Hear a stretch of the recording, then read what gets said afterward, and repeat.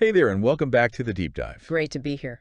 Today, we're plunging into something that sounds maybe a bit niche, opinion essays. hmm Specifically, those to what extent do you agree or disagree types. Right, the tricky ones. Exactly. But our mission today is to uncover this, like, really counterintuitive trick for actually nailing them. And what that tells us about taking a strong stance, not just in an essay. Yeah, in general. So we've looked at some sources on this. You have, and it's a fascinating look into how clarity and conviction are really valued in these kinds of structured arguments. Okay, clarity and conviction. Let's unpack that. We've pulled out the core strategies, and what's really interesting is how they kind of challenge our usual ideas about nuance, about showing balance. Okay, so let's get into it. You see that prompt? To what extent do you agree or disagree? What's the gut reaction? See both sides, right? Find the middle ground. Maybe, partially agree. That's what I do. But I hear from the material we looked at, there's a big twist. There really is. What does the guidance actually say? Okay, this is where it gets really interesting. The source material, it couldn't be clearer. You should never say you partially agree. Never. Never. Instead, you should always go strong. Strongly agree or strongly disagree. Why? What's the reasoning? Well, the source puts it bluntly. If you shoot for the middle, you will get a band score in the middle. A band score. Yeah. Right? That's like your grade or level for these tests. Exactly. Higher bands mean better performance. So middle ground gets you a middle grade. It's pretty direct. Okay, that completely goes against my intuition. So it's not about finding a balanced view, Not in this specific context, no. but about being decisive. Why is that so important here? What are they testing? That's a great question. It gets right to the core of it. The guidance suggests the examiner's goal is to see if you, the candidate, can actually take a clear position Okay. and then defend it.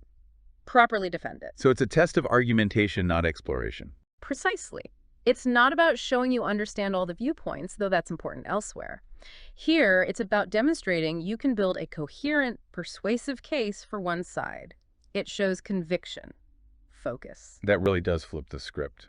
Okay, so if you're going all in on one side, strongly agree or strongly disagree, what does that mean for structuring the essay, for the paragraphs? Yeah, the sources are super specific about this too. You must use both of your main body paragraphs to support your chosen side. Both. So not one for agreeing and one for disagreeing. Absolutely not. That's the classic mistake, apparently. Both paragraphs have to build on your stance. Okay, so how does that work? You just need two reasons. Basically, yes.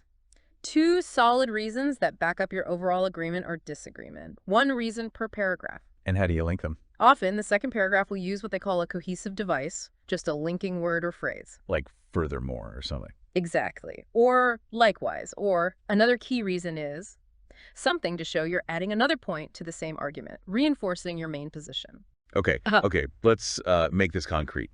There was an example in the materials, right, about childhood obesity. Yes, that's a good one. The prompt was something like, childhood obesity is increasing in Australia.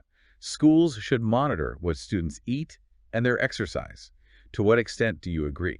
Right. And the example essay in our sources chose to strongly disagree with the idea of school responsibility. Disagree. Okay, so how do they argue that? They argued for parental responsibility instead. Both body paragraphs supported that position. Ah, So, for instance, a topic sentence might be something like, there are several reasons why parents, not schools, should have the main responsibility for their children's diet and exercise. and the second paragraph would give another reason for parental responsibility. Exactly, maybe focusing on the home environment or parental influence. It provides a really clear, consistent argument from start to finish. No confusion about where you stand. Please, no doubt. And the conclusion, does it bring in any nuance then? Nope, stays consistent, usually just a standard two-sentence wrap-up. Which- First, you basically rephrase your main point, your thesis. Then, you restate your strong opinion one last time. So for the obesity example, The conclusion would strongly disagree again, maybe saying something like, understanding healthy habits starts at home first, not at school. Clear and decisive. wow, okay. So pulling back from the essay specifics, whether you're actually writing one of these or maybe trying to nail a presentation at work or just, win an argument, Maybe. the takeaway seems pretty clear. Sometimes, maybe often, being really understood and persuasive means you actually have to commit. Pick a side, strongly. Indeed. It forces you to think critically about how you structure your points and Yeah. why taking that clear stance, even if it feels a bit less, I don't know, nuanced at first glance, it Thank can actually be incredibly powerful, makes your message land. Definitely food for thought. So what really stands out to you, thinking about this, about the value of sticking to one strong line of argument?